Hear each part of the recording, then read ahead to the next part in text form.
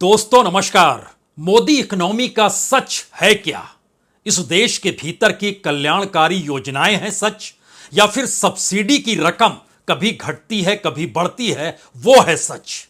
सच क्या वाकई कॉरपोरेट को दी जाने वाली रियायत है? इस देश के भीतर टैक्स पेयर से और ज्यादा टैक्स लेना क्या खेल करना इकोनॉमी का खेल है? दरअसल 2024 के चुनाव जब नजदीक आ चुके हैं तो सरकार की सांस अब फूलने लगी है।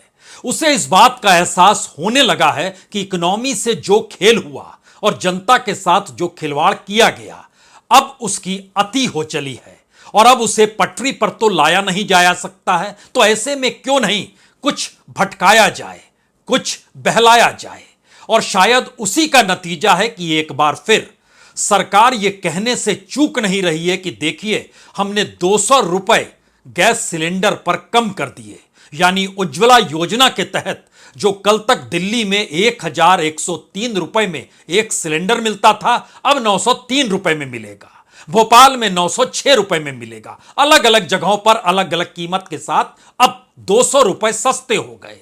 किसी ने यह सवाल नहीं पूछा, जब सब्सिडी नहीं थी तब गैस सिलेंडर 500 रुपए में कैसे मिल जाते थे, और सब्सिडी के बाद और सब्सिडी घटाने के बाद ये 900 रुपए में कैसे मिलते हैं? हमें लगता है कि आज इस अर्थशास्त्र का हर पन्ना को पढ़ने की जरूरत है, और जरूरत इसलिए है क्योंकि इसकी गंभीरता को, इस देश की अर्थव्यवस्था के साथ सत्ता के खिलवाड़ को आप समझ पाएंगे। शुरुआत इस बात से कर दी जाए कि रोज रोजगार मेला हर महीने एक दिन लगता है। प्रधानमंत्री आते हैं और कभी 50,000, कभी 75,000, कभी 70,000, कभी 71,000 नौकरियां बांटते हैं। बावजूद इसके कि इस देश में 43 करोड़ लोगों को मुद्रा योजना से लाभ मिल गया, और जो रुपए उन पर बांटे गए और दिए गए वह तकरीबन 22 लाख करोड़ से ज्यादा के हैं। और सरकार हर बार यह कहने से चूकती नहीं है कि दरअसल मुद्रा योजना में जिसे पैसा मिला वह तो रोजगार देने की स्थिति में आ गया। यानी रोजगार अब वो मांगेगा नहीं, रोजगार देगा। और दूसरी तरफ प्रधानमंत्री जो रोजगार बांट रहे हैं उसमें स्टेशन मास्टर का रोजगार है, उसमें कांस्टेबल का रोजगार है, उसमें क्लर्क का रोजगार है। तो क्या किसी देश के प्रधानमंत्री को कांस्टेबल और क्लर्क का रोजगार बांटते हुए आपने देखा है? या फिर यह भी सुना होगा कि 22 लाख करोड़ रुपए मुद्रा योजना के तहत यह कहकर बांट दिए गए कि सभी ने अपना रोजगार शुरू कर लिया, तो इस देश के भीतर फिर तो कोई बेरोजगार होना ही नहीं चाहिए। पन्ने जब खुल रहे हैं तो इस पन्ने की शुरुआत सरकार की सब्सिडी से ही खोली जाए, क्योंकि 2023-24 के बजट में सरकार ने सब्सिडी कम कर दी थी, तकरीबन 1.5 लाख करोड़ से ज्यादा। अगर दस्तावेज के लिहाज से समझे तो सरकार ने खाद्य सब्सिडी एक झटके में लगभग 90,000 करोड़ रुपए कम की थी। इससे पहले के फाइनेंशियल ईयर में यह 2,87,000 करोड़ रुपए था, जो घटकर 1,97,000 करोड़ पर इस बार आ गया। उर्वरक, जिसमें यूरिया भी आता है, उसमें भी तकरीबन 50,000 करोड़ की सब्सिडी की कमी की गई। 2,25,000 करोड़ से घटाकर 1,75,000 कर दिया गया। और यूरिया का खुद का जिक्र करें तो 1,54,000 करोड़ का जो यूरिया पर सब्सिडी थी वह घटकर 1,31,000 करोड़ पर आकर टिक गई। लेकिन जिक्र तो हमने सिलेंडर से शुरू किया, और सरकार ने भी आज कहा कि देखिए 200 रुपए कम कर रहे हैं। और फिर उसकी तरफ से ऐलान हुआ, सरकार ने कहा हमारे ऊपर बोझ तकरीबन 7,680 करोड़ का पड़ गया। इसको ऐसे मत देखिए, सरकार की इस कलाबाजी को पहले समझ लीजिए, तब इसके भीतर के हर पेच को खोला जाएगा। दरअसल इससे पहले एलपीजी पर जो पिछले फाइनेंशियल ईयर में सब्सिडी थी वो 9,170 करोड़ रुपए की थी। सरकार ने इस बार बजट रखते समय उसमें 2,257 करोड़ रुपए कम कर दिए। उसके बाद सब्सिडी आ गई 6,913 करोड़ पर, और अब सरकार कह रही है 7,680 करोड़ का बोझ हो गया। यानी पहले से जो बोझ था उसमें जो 767 करोड़ बोझ अब बढ़ा, उसको भी जोड़कर सरकार बताती है, सरकार चूकती नहीं है बताने से कि देखिए हम कितनी कल्याणकारी योजनाओं को चलाते हैं। और सब्सिडी योजनाएं अगर कुल मिला के लीजिएगा तो पिछले फाइनेंशियल ईयर में यह 5,62,000 करोड़ थी। इस बार घटकर यह 4,03,000 करोड़ पर आकर खड़ी हो गई। तो क्या सब्सिडी को कम करना और चुनावी वर्ष होने के बाद उसमें कुछ बढ़ा देना और अपने हिस्से में इस बात को ले आना कि देखिए हमको घाटा हो रहा है और सारा काम हम अपने लिए कर रहे हैं, तो एक क्षण के लिए इस उज्ज्वला योजना से आगे पेट्रोलियम पदार्थों पर चले जाइए जहां पर सब्सिडी कम की गई थी। और सब्सिडी कम इस रूप में की गई कि आने वाले वक्त में किसी भी तरीके से कोई घाटा सरकार को ना हो, यानी वहां पर 2,25,000 करोड़ से सब्सिडी घटाकर 1,75,000 करोड़ कर दी गई। लेकिन अब आने वाले वक्त में चूंकि चुनाव नजदीक है तो आपके जहन में आएगा सरकार पेट्रोल डीजल भी कम करेगी ना। बिल्कुल करेगी, लेकिन उससे पहले सच तो समझ लीजिए, दुनिया के बाजार में जो कीमत है उस कीमत की तुलना में सरकार इस वक्त जो बजट के हिसाब से नहीं बल्कि अपने मुनाफे और अपनी कंपनियों को और प्राइवेट कंपनियों को मुनाफा देने के लिए जो तेल बेचती है, जनता को लाभ नहीं देने देती है, क्योंकि उसे पता है कब नब्ज पर उंगली रखनी है। इसको इस रूप में समझिए कि इस फाइनेंशियल ईयर यानी 2023-24 के अप्रैल, मई, जून, जुलाई पहले 4 महीनों के भीतर में जो सरकार का जो बाहर से तेल मंगाने का बिल होता था उसमें तकरीबन 35% की कमी आ गई है। और रिफाइनरी इंपोर्ट भी जो है वह भी एक लिहाज से और ज्यादा इस दौर में बढ़ते भी चला गया। कुछ परिस्थिति सरकार के अनुकूल भी हो गई। इसको इस रूप में और समझिए कि पिछले बरस तक 81 मिलियन मीट्रिक टन हर दिन जो आयात किया जाता था वो घटकर 64 मिलियन मीट्रिक टन पर आकर खड़ा हो गया। इस दौर में आयात कम हुआ, इस दौर में सरकार को लाभ होने लगा और उसका लाभ तमाम कंपनियों को हुआ है, चाहे उसमें इंडियन ऑयल को ले लीजिए, चाहे भारत पेट्रोलियम को ले लीजिए, चाहे हिंदुस्तान पेट्रोलियम को ले लीजिए, सबको लाभ हुआ है। और यह लाभ यह है कि लगभग 19 $19 पर बैरल इंडियन ऑयल को लाभ होता है, भारत पेट्रोलियम को लगभग $20 से ज्यादा का लाभ प्रति बैरल होता है, $12 प्रति बैरल का लाभ हिंदुस्तान पेट्रोलियम का होता है। इसका जो ओवरऑल लाभ जब मिलता है वो पिछली साल की तुलना में बहुत ज्यादा होता है। तो लाभ कंपनियों को मिल रहा है, कंपनी अगर सरकारी है तो सरकार को लाभ मिल रहा है, प्राइवेट सेक्टर को जो लाभ मिल रहा है उससे सरकार अपने तरीके से वसूल रही है। लेकिन जनता इस दौर में कहां पर है? शायद कहीं नहीं है। अब इसको इस रूप में भी समझिए कि अंतर्राष्ट्रीय बाजार में अगस्त के महीने में $105 पर बैरल मिल रहा था तेल, जो इस अगस्त के महीने में एक बरस के बाद घटकर $80 प्रति बैरल पर आ गया। ये एक एवरेज है, यानी कभी 75 भी आया, कभी 82 भी गया। एवरेज जो निकाला गया उसमें लगभग $25 प्रति बैरल का लाभ सरकार को हो रहा। लेकिन जनता को क्या मिला? नहीं मिला। तो क्या आने वाले वक्त में इलेक्शन से ठीक पहले कहा जाएगा देखिए पेट्रोलियम पर जो सब्सिडी थी अब हमारे ऊपर इतना बोझ पड़ गया? पड़ सकता है, कोई इसको कहने का जिक्र नहीं है, क्योंकि सरकार इस बात को उसी रूप में दिखाएगी। अब यहां से असल किताब खुलती है सरकार की, क्योंकि सरकार ने कितना पैसा किस किस दिशा में खर्च किया और उसके बाद प्रधानमंत्री को हर महीने रोजगार मेला लगाने की जरूरत पड़ गई। इसको कुछ आसानी से अगर समझिए तो हमारी टीम ने इस पर बरस दर बरस जो मुद्रा योजना में पैसा दिया गया उसका पूरा खाका निकाला। और उस खाके के सच ये है कि तकरीबन 1,32,000 करोड़ रुपए 2015-16 में मुद्रा योजना के तहत दिए गए तकरीबन 3,48,00,000 लोगों को, और वो बढ़ते बढ़ते बढ़ते बढ़ते 2022-23 में 6,23,00,000 लोगों को 4,50,000 करोड़ से ज्यादा दिया गया। हमारी टीम ने 25 तारीख तक यानी 4 दिन पहले तक का पूरा डाटा जब सरकार का निकाला तो सरकार कहती है कि हमने 43 करोड़ लोगों को इस देश में मुद्रा योजना के साथ 22,77,799 करोड़ रुपए बांटे हैं। अब इस लिहाज से अगर आप समझना शुरू करेंगे तो बहुत साफ तौर पर हर कोई समझेगा सरकार तो सिर्फ बांटने का ही तो काम करती है। 2 दिन पहले प्रधानमंत्री खुद कह रहे थे जनधन योजना 50 करोड़ से ज्यादा और हमने 2 लाख करोड़ से ज्यादा वहां भी बांट दिया, यानी वहां भी प्रति खाते 4,000 रुपए। यहां पर भी एक लिहाज से देखिए तो लगभग 49-50 हजार रुपए हर खाते में गए। सरकार इतना पैसा बांट रही है और उसके बाद भी सरकार को रोजगार के लाले पड़ गए इस देश के भीतर में, तो सरकार को चीजें संभलती क्यों नहीं है? क्योंकि होते होते जो घाटा है व्यापार का वो एक्सपोर्ट और इंपोर्ट में भी दिखाई देने लगा।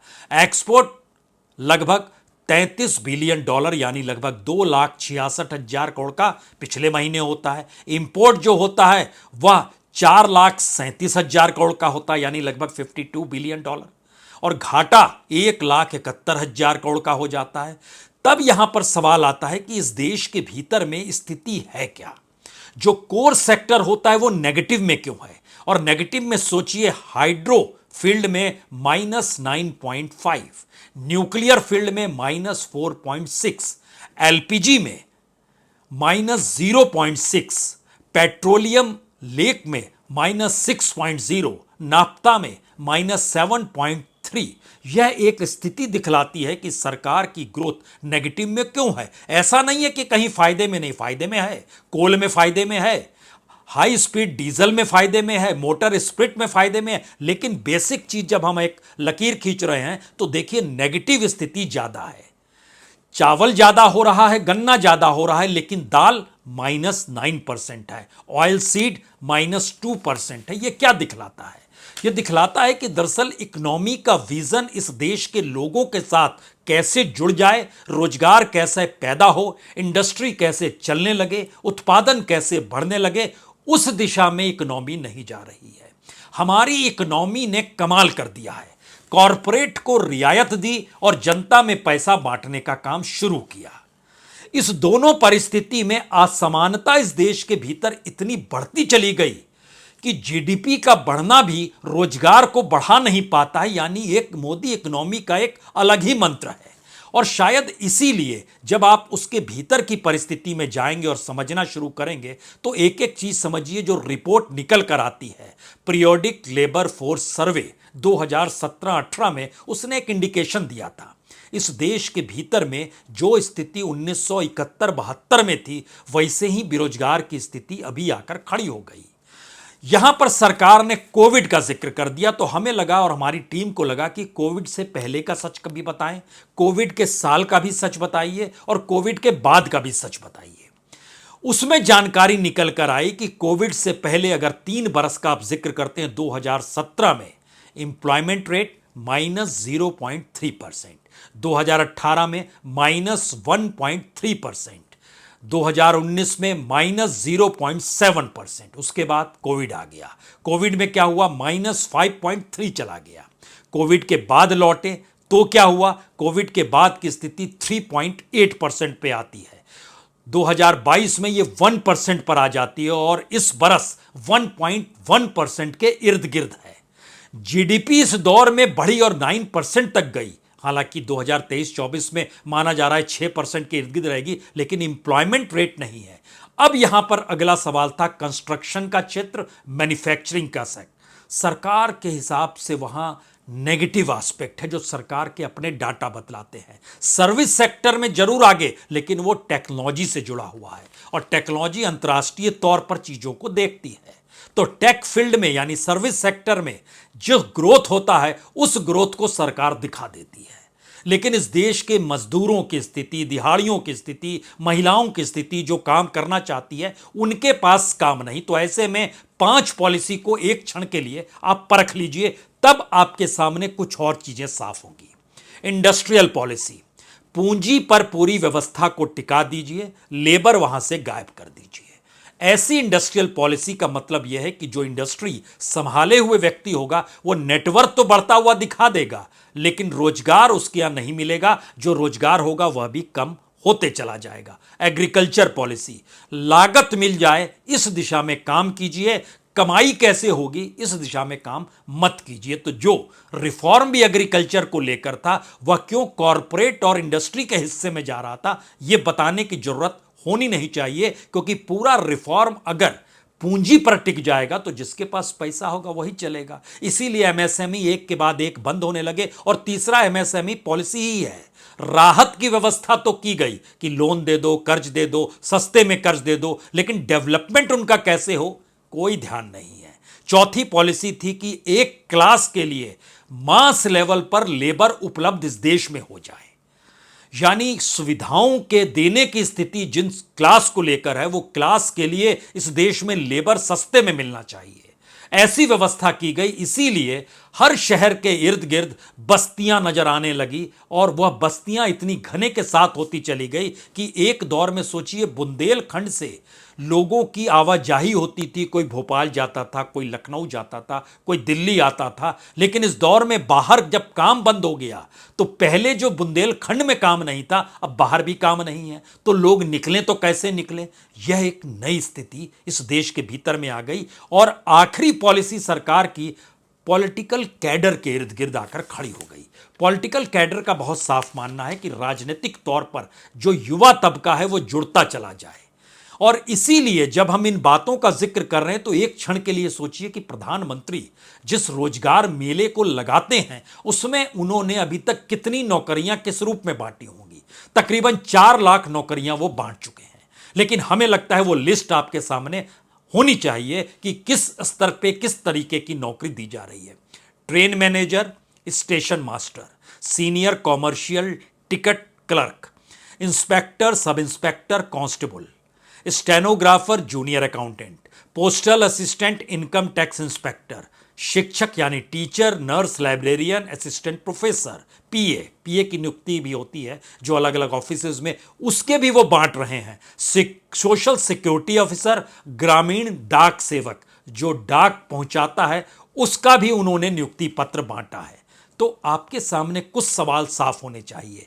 किसान सम्मान निधि 2,000 रुपए हर 4 महीने में दिए जाते हैं, और वह किस रूप में बढ़ते चले गए और कितने लाख करोड़ इस दौर में दे दिए गए वह आंकड़ा एक अलग है। लेकिन उसके साथ सरकार ये बताने से नहीं चूकती है कि हम लोगों ने 3 करोड़ किसानों से पैसे की शुरुआत की थी, लेकिन ये बढ़ते बढ़ते आज की तारीख में 11 करोड़ पार कर गया। लेकिन स्थिति किसानों की नहीं सुधरी। मुद्रा योजना, जिनको पैसा 43 करोड़ को बांटा गया, 22 लाख करोड़ से ज्यादा, स्थिति उनकी नहीं सुधरी। प्रधानमंत्री आवास भी बांटते हैं, और जो गरीब लोग होते हैं उनको जो सब्सिडी मिलती थी कर्ज देने की, उस कर्ज और उस ब्याज दर पे जो सब्सिडी थी इस दौर में सरकार ने वह भी छीन लिया। क्योंकि हमारी टीम ने निकाला कि जो स्थिति इस दौर में नाजुक हो गई उसके आंकड़े आपको हमको लगता है बता दें कि जो ब्याज सब्सिडी हुआ करती थी वह 37,536 करोड़ पिछले फाइनेंशियल ईयर में थी, उसमें 10,000 करोड़ की उसमें भी कमी कर दी गई और यह 27,564 करोड़ पर आ गया। 5 किलो अनाज बांटने की प्रक्रिया में यह देश आ गया। गरीब कल्याण योजना के जरिए 1,70,000 करोड़ का बजट चलने लगा, लेकिन स्थिति देश के भीतर गरीबी की नाजुक रही। नौकरियां सरकार बांट ही रही है। तो किसी भी क्षेत्र में पैसे को बांटना, किसी भी क्षेत्र में सब्सिडी को कम करना, कभी कम करने के बावजूद सब्सिडी को बढ़ा देना। लेकिन जब सब्सिडी नहीं थी, दिल्ली में अगर 500 रुपए में सिलेंडर मिलता था तो सब्सिडी के बाद दिल्ली में 903 रुपए में अब सिलेंडर मिलेगा, तो जनता क्या चाहेगी? सब्सिडी चाहेगी या नहीं चाहेगी? तो अपने अनुकूल ही पूरी इकोनॉमी को चलाना जो मोदी इकोनॉमी का मंत्र था, उसके दायरे में इस देश की हर योजना आती चली गई। और सरकार ने कहा देखिए हमने पिरामिड को उलट दिया है और अब जो है जनता के लिए सरकार है। मुश्किल क्या थी? पिरामिड उल्टा जरूर, लेकिन उसके साथ जो पूंजी थी वह पूंजी उस नोक पर ही जाकर और बड़ी हो गई जहां पर रियायत और राहत देनी थी। इसीलिए कॉरपोरेट की पूंजी में जो इजाफा होता है वह 10 लाख करोड़ से ज्यादा का होता है और सब्सिडी घटकर 5 लाख करोड़ से नीचे आ जाती है। अब इसके आखिरी चैप्टर जब आप खोलेंगे तो आपके सामने 3 बड़े सवाल होंगे। पहला सवाल यह होगा, क्या वाकई इस दौर में सरकार ने कोई काम रोजगार को लेकर नहीं किया? जिस वजह से युवा बेरोजगारों की खुदकुशी का आंकड़ा एनसीआरबी में बढ़ गया, दिहाड़ी मजदूरी के लोगों के खुदकुशी के आंकड़े बढ़ गए, महिलाएं जो काम के लिए थी उनकी खुदकुशी के आंकड़े बढ़ते चले गए। और आईएमएफ भी कहता है कि इकोनॉमिक ग्रोथ जो होता है वह अनएम्प्लॉयमेंट से कैसे जुड़ सकता है, लेकिन यह भी इस देश के भीतर में हो गया। तब सवाल यह था, क्या यह पूरी इकोनॉमी का खेल सरकार ने सिर्फ और सिर्फ मौजूदा वक्त में पीएमओ को ताकतवर बनाते हुए प्रधानमंत्री के हाथ में सारे के सारे हथियार और औजार थमा दिए कि इस देश का पूरा सिस्टम धराशायी हो जाए, और कहीं कोई इस बात की आहट ही ना हो कि दरअसल कल अगर तेल की कीमत कम हो जाए तो कोई कैसे पूछेगा कि बाजार में कीमत कम हुई थी कि आपने कर दिया, तो आप कहेंगे आपने कर दिया।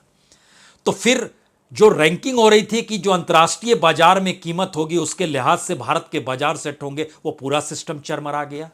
जो पूरी की पूरी नौकरी देने की व्यवस्था थी, जो स्टेट बोर्ड होता था या जो यूजीसी तक आइएगा, वह पूरा सिस्टम एक झटके में लड़खड़ा गया, क्योंकि पीएमओ की साइट में एक रोजगार मेला की साइट है, आप वहां अप्लाई कर दीजिए, वह वहां काट छाट करेंगे और रोजगार का ऐलान कर देंगे, जो आपके अनुकूल, उनके अनुकूल या किसी के अनुकूल होगा। तो एक सिस्टम जो पूरे देश में बना हुआ था, वो सिस्टम एक झटके में उसकी पूरी पाइपलाइन को पीएमओ की तरफ मोड़ा गया, और उस पाइपलाइन पे जिसको नल खोलना और बंद करना है वह पीएम के हाथ में दे दिया गया। तो इस देश के भीतर की हर योजना पॉलिटिकल हो गई, और पॉलिटिकल योजना के जरिए बीजेपी को क्या लाभ राजनीतिक तौर पर मिल सकता है, इस दिशा में पूरी की पूरी पहल हर मंत्रालय करने लगा। क्योंकि दिसंबर के महीने में सरकार बताती है 9 लाख से ज्यादा पद खाली पड़े हैं। उससे 2 महीने पहले प्रधानमंत्री कहते हैं हम 10 लाख रोजगार पैदा कर देंगे, यानी अलग अलग मंत्रालयों में दे देंगे। लेकिन अब जब सामने आ रहा है कि किस किस पद के लिए कैसे कैसे रोजगार को पैदा किया जा रहा है और दिया जा रहा है, तो उसमें फिर वो बात निकल कर आ रही है, जो पद खाली पड़े हैं वहां पर भर्ती क्यों नहीं हो पा रही है। सेंट्रल यूनिवर्सिटीज में एजुकेशन प्रोसेस को देखिए, वहां पूरी सीटें 50% से ज्यादा खाली पड़ी है, भर्ती क्यों नहीं हो रही है। ऐसे बहुत सारे सवाल आपके जहन में आएंगे, लेकिन पहला सवाल तो यही है, पूरे सिस्टम को इस दौर में खत्म किया गया, पाइपलाइन को पीएमओ की तरफ मोड़ा गया, और जो पॉलिटिकल प्रोसेस में आकर खड़ी हो गई। दूसरी स्थिति, क्या वाकई इस दौर में बजट कोई मायने नहीं रखता है जो हर बरस रखा जाता है। तो ध्यान दीजिए, बजट में आंकड़ों को बताने से सरकार घबराने और कतराने लगी। उसने विकसित भारत का सपना 2047 के लिए पैदा किया, और उस जुनून से पहले 5 ट्रिलियन की इकोनॉमी का पैदा किया था, जो संयोग से 2025 में हो जाना चाहिए, जो हो नहीं पाएगा, क्योंकि जिस 5 ट्रिलियन की इकोनॉमी के दायरे में हमारा एग्रीकल्चर, हमारे किसान, हमारे मजदूर, हमारा युवा तबका, डिग्रीधारी रोजगार जो मिलने चाहिए, वह माइनस में चले गए हैं। तो कैसे होगा। तो एक सपने को जगाने के लिए राजनीतिक तौर पर क्या इस देश की उस इकोनॉमी से भी खिलवाड़ हुआ जो हर बरस एक बजट के तौर पर सामने आती है। और तीसरी परिस्थिति, दरअसल 2024 को लेकर सरकार की सांसें इसलिए फूल रही हैं कि राजनीतिक तौर पर वह उस हार को कैसे बर्दाश्त करेगी, जहां पर उसने वो तमाम सपने सामने रख दिए, वो तमाम पॉलिसी सामने रख दी, वो तमाम वेलफेयर स्कीम सामने रख दी, और इन सुविधाओं के बीच अगर हार जाते हैं तो आने वाले वक्त में बीजेपी का तो सुपड़ा साफ जमीन पर से हो जाएगा कि क्या पार्टी ऐसे चल रही थी। सवाल यहां यह नहीं है कि इससे पहले कांग्रेस ने कितनी बेरोजगारी दी, किस रूप में इस देश के भीतर की इकोनॉमी से उसने भी खिलवाड़ किया। सवाल यह है कि बीते 9 बरस से इस देश में अभी क्या हो रहा है, और आने वाले वक्त में यह परिस्थिति कहीं और नाजुक तो नहीं हो जाएगी। दिशा तो यही है, समझने की बात है। इसीलिए उज्ज्वला योजना की 200 रुपए की छूट जब जहन में आए तो एक सवाल किसी बीजेपी के नेता से पूछ ही लीजिएगा। 22 लाख करोड़ रुपए आपने मुद्रा योजना के तहत जो बांटे हैं, उसमें किसी भी तरह से 100 लोगों के नाम बता सकते हैं कि इन्होंने रोजगार बनाया और फिर रोजगार देने की स्थिति में आ गए। 43 करोड़ लोगों की जानकारी नहीं चाहते हैं, सिर्फ 100 लोग बता पाएगी सरकार, या मोदी इकोनॉमी का मंत्र ही कुछ ऐसा है जिसमें हम आप उलझ कर रह जाएं। जी नहीं, पर्दा हटाइए, हटाने का वक्त है। बहुत बहुत शुक्रिया। बहुत बहुत शुक्रिया।